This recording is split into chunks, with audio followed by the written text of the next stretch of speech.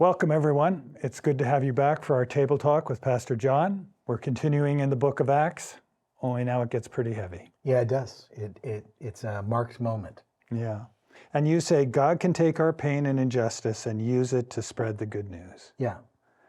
That's so true, and yet not easy. No, and hopefully I made this clear when I spoke.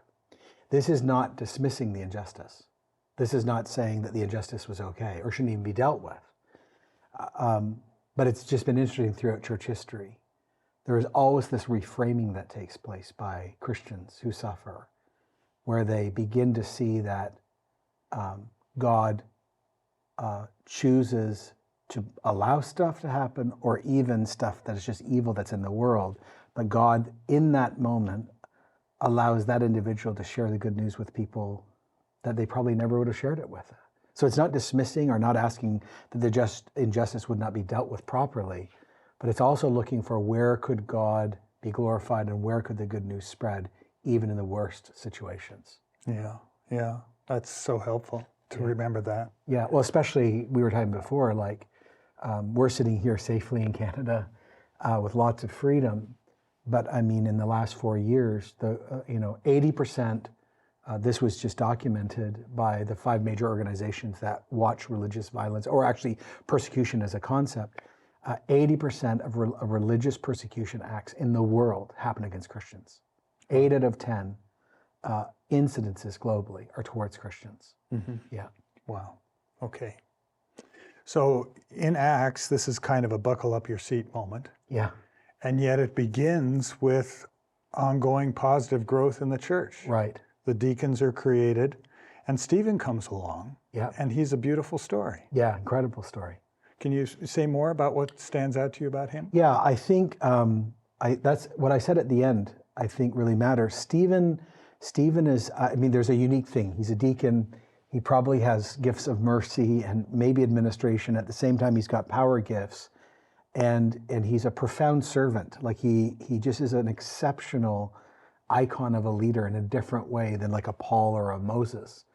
And I like I said at the end, I wonder if Stephen might be what many churches need to sort of look like in this actual moment, even in our country, where it's an interesting thing of standing for truth boldly in suffering and loving those inside and outside of the church who they don't really like him, and taking care of the poor. There's something in that I think is not only compelling, I wonder if it's, to use a word we don't use around here very much, prophetic. Yeah. Mm-hmm.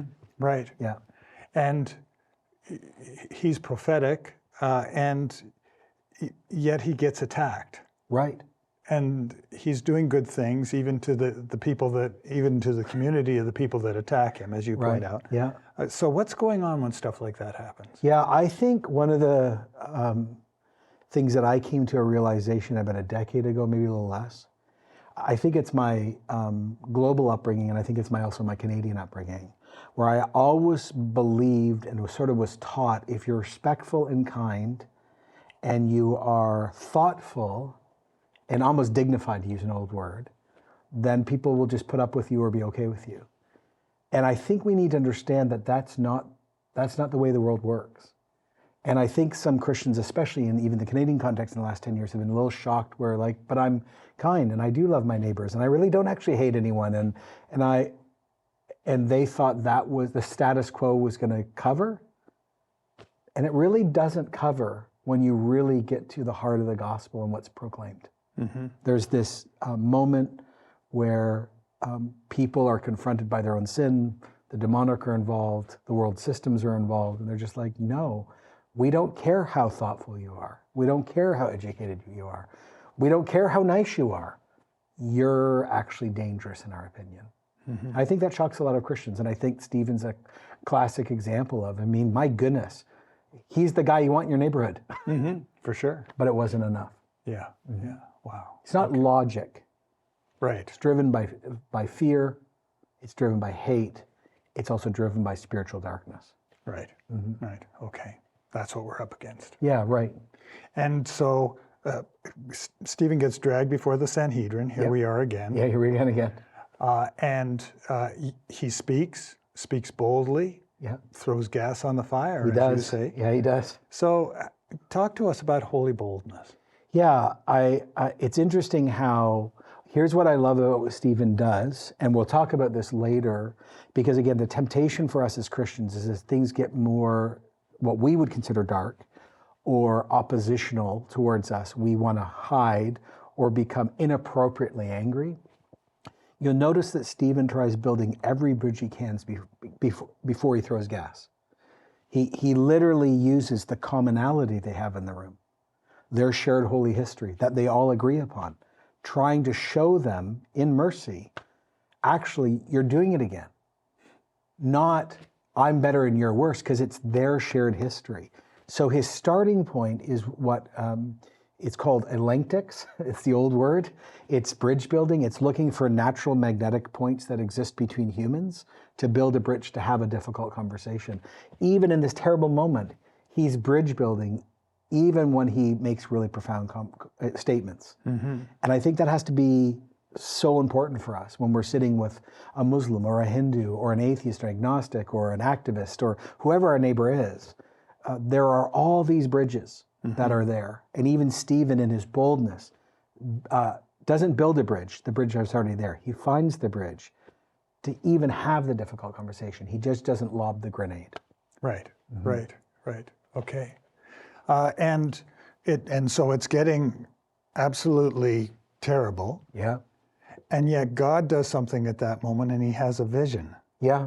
Which is amazing. Totally. Say more about that. Well, I think for Stephen himself, what's so incredible, and maybe you talked about this in your Connect groups, Stephen knows he's going to die. He, in that case, because like I shared, like it was illegal to get involved in killing without Roman permission, and they were so emotively angry, it didn't matter anymore. It was rage. And that God in his mercy would remind and show Stephen that moment where Jesus was, which means Jesus is in control, and he was risen, allowed Stephen to know that it was going to be okay. Because again, the temptation, especially for us in the West, even if we're spiritual or religious, is we still have this shadow in us. We're like, oh my goodness, like I have to squeeze everything out of this life because this is it. And Stephen's story shows us this is not anything, but this is not the whole thing. Right. And I think that was God's mercy for him. Yeah. Right. Okay. And us. Right. Yeah. Exactly. And so out of that, the mob happens. It's brutal, horrible. Yep. We lack words. And yet Stephen prays for forgiveness. Right. We need more of that in our hearts, don't we? Yeah, we do. And 2 weeks ago, when we were gathered together, I gave that passage out of Acts 5, that prayer. And I would just encourage the groups to go back to that prayer, because I actually gave them a prayer we use in releasing prayer to talk about how do I begin the process of forgiveness? How do I even have words for that? And I would encourage you, if you didn't use that, we're back here again, because forgiveness is the act of the Christian. Right, right. So we're in our groups. Any other points you want to encourage us with? Yeah. Encourage us to think about? Yeah, the forgiveness thing is a big deal. I think talking about fear, especially what we've been watching globally on the news again, fear about the world, and is Jesus really in charge or not? Talking about that could be really faith-building and calming.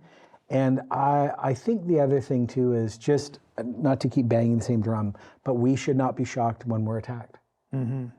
I think just getting over the shock is going to be important for a lot of people. And just to talk about that and pray about that for boldness, like you said. Sure. Okay. Well, thank you so much, John.